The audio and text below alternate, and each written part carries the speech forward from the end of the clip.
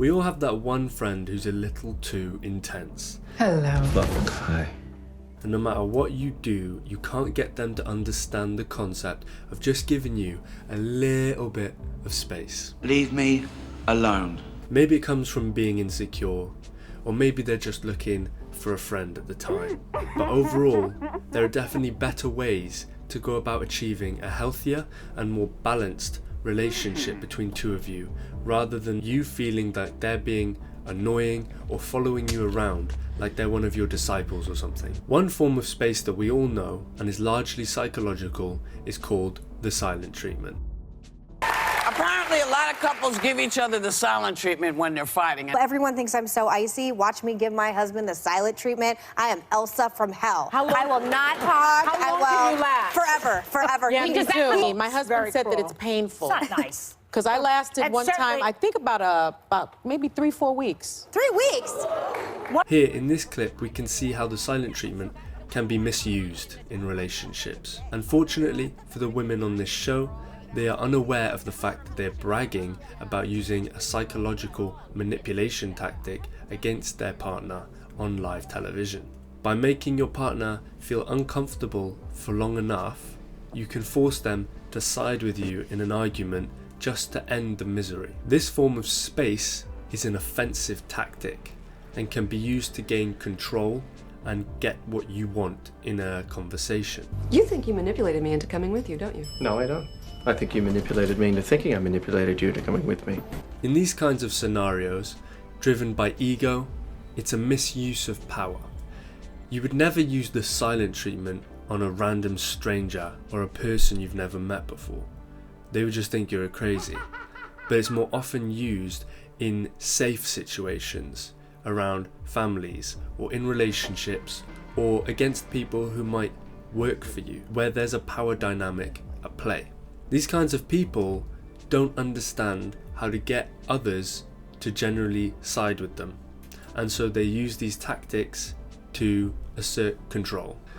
Why don't you just listen to the other person's point of view wholeheartedly and then relay it back to them so that they can see you completely understand their point of view and agree that you both understand each other, and from that place you can then find a solid middle ground that you are both happy with. Because if someone is talking to you and you disagree with them, the first thing you want to do is take their argument, make the stupidest possible thing out of it that you can.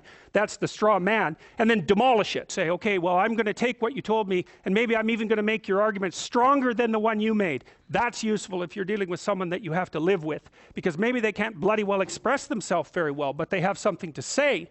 So you make their argument strong. We aren't always in arguments, and oftentimes we're just meeting people for the first time, like on a date.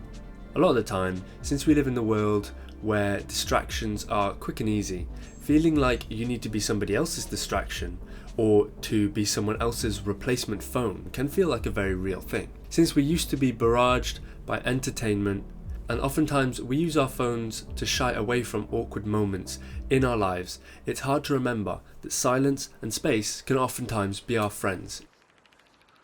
This is especially true, I think, on first dates, when we find ourselves trying to talk in all the spaces and fill in all the gaps in an attempt to avoid the awkwardness. But unfortunately, by doing these things, the opposite effect takes place. Since you aren't allowing any breathing room in the conversation, any awkward moment thereafter or silence is then amplified, and therefore there is a greater pressure to speak.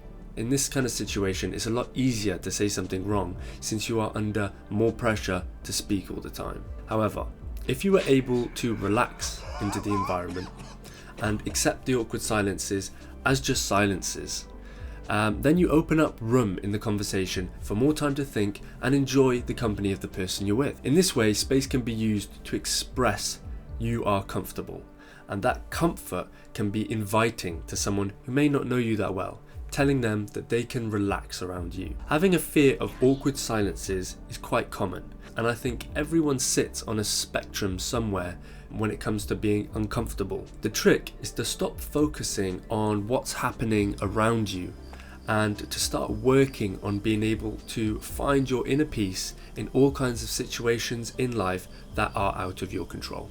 Getting into relationships is a tough one because we all have different measurements of what too clingy might be and what too relaxed might be. A lot of the time we spend in relationships is finding out each other's equilibriums, but we've all seen those relationships that are far too intense and all-consuming, almost as if both people are merging into one person, spending all of their time together, being aware of each other's activities, movements, and who they're speaking to regularly.